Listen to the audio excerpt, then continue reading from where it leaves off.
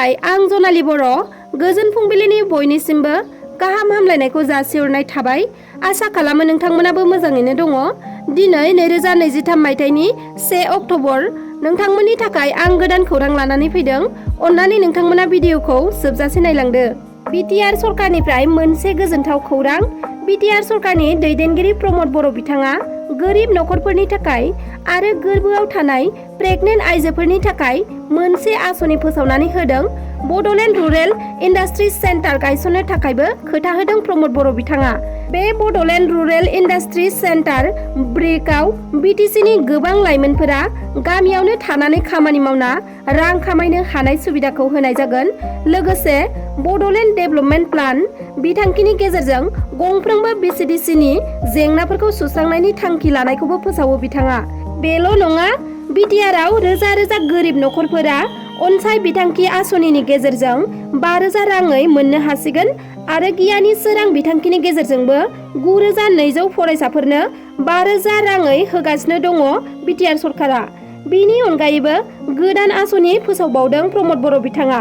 खायसे प्रेगनेन्ट समाव गथ' जोनोम होनायाव जिउ गारनो गोनां जायो आरो गथ'सायाबो थैनो गोनां जानायखौ नोजोर होनानै BTR सरकारनि दैदेनगिरि प्रमद बर' बिथाङा आइ अनसाय बिथांखिनि जोहै जोनोम जानायनि सिगां 6 दान प्रेगनेन्ट आइजोआ रांनि अनसुंथाइखौ मोननो हागोन आरो जोनोम जानायनि उनावबो गथ'खौ जोथोन लानो थाखाय दानफायाव 1,000 राङै 4 दानसिम होनाय जागोन BTR सरकारा। बेबादि सुबिदाखौ गोरिब नखरनि आइजोफ्राल' मोननो हागोन। जेब्ला हेल्थ डिपार्टमेन्टआ प्रेगनेन्ट आइजोखौ हाइ रिस्क होननानै फोसावगोन अब्लासो बे रांनि सुबिदाखौ नोंथाङा मोननो हागोन आरो इनस्टिटिउसना डिलिभारि जाथारनो नांगोन। मानोना गामि दफायाव गोबाङानो डक्टरनाव रां गैयिनि थाखाय थांनो हायियाव अजा बेजाजों नायो। बिनिखायनो जाहाथे बयबो प्रेगनेन्ट आइजोफोरा डक्टरनाव थांनानै मोजाङै मोजां इनस्टिटिउसनेल डिलिभारि खालामनो थाखाय बे रांनि अनसुंथाइखौ होनाय जादों होनना बुंथियो। आरो डिलिभारि जानाय समाव बायदिसिना फिसा जेंना थायोब्ला बे जेंनाखौ मोजाङै नायनानै जाहाथे डक्टरफोरा मोजाङै डिलिभारि खालामनो हायो बेखौ नोजोर होनानै डिलिभारि आइजोनि एकाउन्टआव थोंजोङै 1,000 रांनि अनसुंथाइखौ सोना हरनायनि बिथांखिखौ लादों होनना फोरमायथिदों BTRनि दैदेनगिरि प्रमद बर' बिथाङा। क'क्राझारनि मुलुग सोलोंसालिनि लांगोनायाव दुलाराय बर' फरायसा आफादनि गोख्रों सोमावसारनाय। बड'लेण्ड मुलुग सोलोंसालिनि भाइस चेन्सेलर लाइस्राम लादु सिंहनि हेंथायै मुसुका सावनानै दुलाराय बर' फरायसा आफादनि बानजायनायाव मैया गोख्रों सोमावसारनाय हाबाफारि लादों। मख'नो गोनांदि जाख्ल'नाय आरो राङारि बेले-बेजे खालामनाय केसआव हमजानाय लाइस्राम लादु सिंहआ बिजिरसालिनिफ्राय जामिन लाना उदां अख्राङाव ओंखारबोनाय प्रफेसार लाइस्राम लादु सिंहखौ बड'लेण्ड मुलुग सोलोंसालिनिफ्राय होखारनांगौनि दाबिजों दुलाराय बर' फरायसा आफादा गोबां खेब धरना हाबाफारि लाबोबाय थासेयावबो रायजो बेंगिरिया जेबो राहा लायैखौ नुनो मोनदों। जाउनाव मैयानि दिनाव बड'लेण्ड मुलुग सोलोंसालिनि लांगोनायाव फिन आरोबाव लाइस्राम लादु सिंहनि मुसुखा बानायना सावनानै गोख्रों खद्रिसानायखौ दिन्थिफुङो। बेजों लोगोसे लाइस्राम लादु सिंह मुर्दाबाद, रायजो बेंगिरिनि हेफाजाब होगिरि मेहेरकान्त मुर्दाबाद बायदि स्लगानजों थासारिखौ गोमसारहोयो। लाइस्राम लादु सिंहनि मुसुखा सावनायाव पुलिस आरो सोमावसारगिरिफोरनि गेजेराव नारा-नाथा नारज्लायनाय आरो मुसुखा सिख'लायनाय जायो। मख'नो गोनांदि रायजो बेंगिरिया दानानै होनाय बिजिरग्रा कमिटिनि हेंथायैबो दुलाराय बर' फरायसा आफादा आवाज दैखांदों आरो गिबि मन्थ्रिनि भिजिलेन्स आरो एन्टि कारापसन बिफाना दायनिगिरि फोसावनायनि उनावबो लाइस्राम लादु सिंहआ माबोरै दाय गैयै जाखो होननानै सोंथि सोंदों। मानोना फरायसाफोरनि इयुननि गाहामनि थाखाय बर' फरायसा आफादा धरना हाबाफारि आरो सोमावसारनायखौ लान्थ्रियै लांबाय थागोन होननानैबो दिनेश ब्रह्मआ मिथिहोदों। गंसे कलेजनिनो सा 60था फरायसुलिफोरनि गाज्रि सावगारिया समाज बिजोङाव गोसारनायखौ लानानै कलेजाव दुंहाव थासारि। माखासे दुथांफोरा फरायसुलिनि सावगारिखौ खावनानै समाज बिजोङाव गोसारहोदों। बे जाथाया जोंनि आसामावनो जादों। गुवाहाटीनि बेलतला जुनियर कलेजाव जानो मोनदों बे जाथाया। फोरमायथिनाय बादिब्ला माखासे दुथां सुबुंफोरा सासे फरायसुलिनि मबाइल नाम्बारखौ लानायनि उनाव वाट्सएप ग्रुपआव हेक खालामदोंमोन। बेनि उनाव फरायसाफोरनि सावगारिखौ लानानै गाज्रियै एडिट खालामनानै समाज बिजोङाव गोसारहोदों। बेबादिनो दुथां सुबुङा हौवासा हिनजावसा फरायसाफोरनि सावगारिखौ मोनफानि उनाव मोनफा लानानै गाज्रि सावगारिजों एडिट खालामनानै समाज बिजोङाव गोसारहोदों। बिनि अनगायैबो गुबुन गुबुन नाम्बारजों हरनि 2-3 रिंगासोआव फन हरनानैबो बायदि रोखोमै हुमखि हरोमोन होननानै फोरमायथिदों।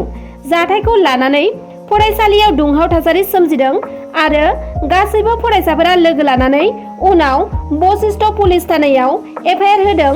बेनि उनाव क्राइम ब्रान्चआवबो एफआइआर होदों। गुवाहाटी नोगोरमानि केट्रियाव ट्राकजों ट्राक सौग्रावलायदों। मैया फुङाव केट्रिनि राजा लामायाव गंनै ट्राकनि गेजेराव गिख्रंथावै जाब्रबथाय जायो। बे जाब्रबथायाव सासे ड्राइभारा जिउ खोमानांगौ जायो। मिथिना मोननाय बादिब्ला केट्रिनि राजा लामायाव गुवाहाटीनिफ्राय नगाव फारसे थांनाय AS 05C5129 नाम्बारनि ट्राकआ उल्था बिथिंनिफ्राय फैनाय AS 02BC3042 नाम्बारनि ट्राकजों मोखांजों मोखां मोगा-मोगि सौग्रावलायो। बे सौग्रावलायनायाव AS 02BC3042 नाम्बारनि ट्राकनि ड्राइभारा गोब्राब जोखोम जादोंमोन। नाथाय गोब्राब जोखोम जानाय ट्राक ड्राइभारखौ जायगानि सुबुंफोरा बोखांनानै मेडिकेलाव लांनाय जादोंमोनब्लाबो डक्टरा थैबाय होनना फोसावो। थैनाय सुबुङा सोर आरो बबेनि बेनि खौरांखौ मोननाय जायाखै आरो केट्रि पुलिसआ बे जाथायनि सायाव नायबिजिरनाया जागायबाय होनना मिथिना मोन्दों। राजनैतिक हानजायाव जयेन जानाय आरो ओंखारनायनि बयहाबो मोन्थाय दं। बे बाथ्राखौ बुंथिदों बिक्रम दैमारी बिथाङा। कास्टम बसुमतारीया सासे गोख्रों सेन्ट्रेल एबसुनि एडुकेसन सेक्रेटारिमोन। नाथाय बिथाङा एबसुनि एडुकेसन सेक्रेटारिनि बिबानखौ नागारनानै हाग्रामा महिलारि दैदेननाय BPF हानजायाव जयेन जानायखौ लानानै खौरांगिरिफोरा सोंथि खालामनायाव बुंथियो। प्रमद बर' बायदि बिनि बिदायानो जुदि राजनीतिकआव जयेन जानानै BTRनि चिफ जाबायब्ला बिथाङाबो दिनै BPF हानजायाव जयेन जानानै मोनसे बिबानखौ लानानै दङ। नाथाय प्रमद बर' बिथां दैदेननाय सरकारजों जयेन जायालासिनो फैसा गैयि सरकार गैयि राजनीतिक हानजा BPFआव दिनै जयेन जादों। नाथाय सरकारासो डेभेलपमेन्टनि खामानिफोरखौ मावनो हायो आरो सोरनिबा नांगौखौ सुफुंनो हायो। जुदि कास्टम बसुमतारीया फैसानि लब गोनांब्ला प्रमद बर'खौ आथिं हमनानैब्लाबो बिदा हिसाबै नांज्लायनानैब्लाबो लाख लाख कौटि कौटि खामायनायनि स्कपआ दङमोन।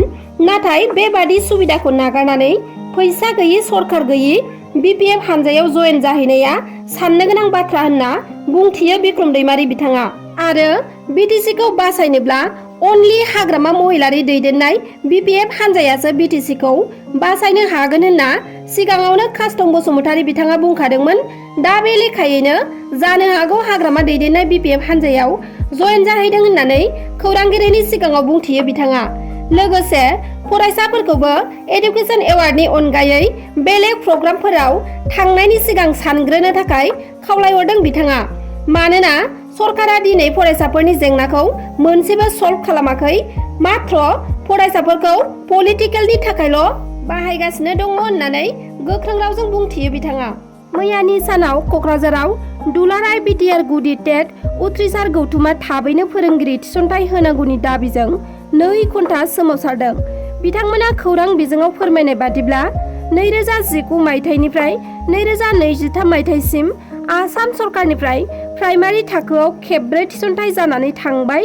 नाथाय दुखुनांथाव बाथ्राया बेसोदि जोंनि BTR हालामाव खेबसेबो थिसनथाइ जानानै थाङाखै, जायनि जाहोनाव जोंनि BTRनि सिङाव थानाय प्राइमारि एबा LP UP फरायसालिफोरा दानफ्रोमबो गंफा गंनै थैलांनानै दा ओरैबायदि थासारियाव दङदि BTRनि गं 4000निख्रुइबो बांसिन फरायसालिफोरा आसाम सरकारनि थिखानाय नेम बादियै दाजाबदेरनाय एबा एमालकेसन जानो थांगासिनो दङ।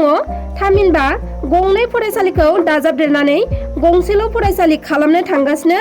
एमालकेसन एबा दाजाबदेरनाय लेखायै गोबां फरायसालिफोरा बन्द जानो थांगासिनो दङ।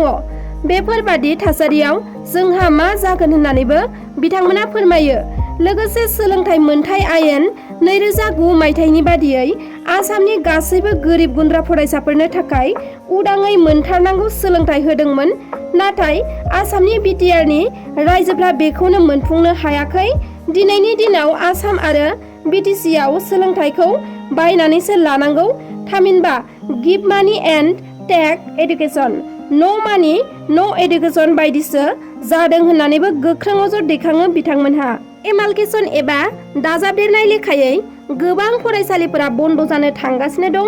बेफोरबादि थासारियाव जोंहा मा जागोन होननानैबो बिथांमोना फोरमायो।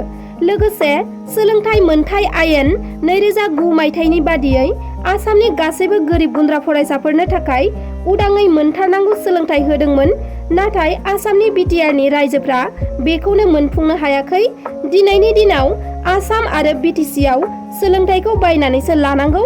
थामहिनबा गिभ मानि एन्ड टेक एडुकेसन, न' मानि न' एडुकेसन बायदिसो जादों होननानैबो गोख्रों अजद दैखांदों बिथांमोनहा। गुवाहाटी नोगोरमानि काहिलिपारा कैलियानि नगराव मालायनि हाखौ जर जुलुमै सेनो नाजानानै बिजेपि दोलोनि अभिजित गांखंनि गाहाय नेहाथारि पंकज दासआ एरेस्ट खालामजादों। गुवाहाटीनि भगदत्तपुर पुलिस थानाया एरेस्ट खालामदों हा सिखग्रा पंकज दासखौ। पुलिसआ केसखौ रेजिस्टार खालामनानै बे जाथायजों लोब्बा थानाय गुबुन 4 सुबुंखौबो पुलिसआ एरेस्ट खालामदों होनना मिथिना मोन्दों। दिनैनि खौराङा बेखिनियानोमोन। नोंथांमोना जुदि आंनि खौरांखौ नायनानै मोजां मोनदोंब्ला अन्नानै चेनेलखौ साबस्क्राइब खालामनानै लादो आरो लोगोसे लाइक, शेयार, कमेन्ट खालामनो दाबाव। एसेनोसै, गोजोन्थों।